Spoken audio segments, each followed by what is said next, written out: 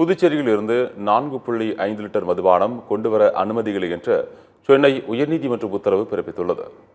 திருவள்ளூர் மாவட்டம் மீஞ்சூர் பகுதியைச் சேர்ந்த தமிழரசன் மற்றும் ராஜேஷ்குமார் ஆகியோர் ஆந்திர மாநிலத்திலிருந்து 3.4 லிட்டர் மதுவை எடுத்து வந்துள்ளனர்.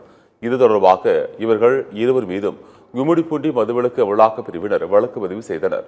இந்நிலையில் இந்த வழக்கை ரத்து செய்யக்கோரி இருவரும் சென்னை உயர்நீதிமன்றத்தில் மனு தாக்கல் செய்தனர். தமிழ்நாடு அரசாணையின்படி 4.5 லிட்டர் வரை மதுபானத்தை தனி பயன்பாட்டிற்காக வைத்திருக்கலாம்.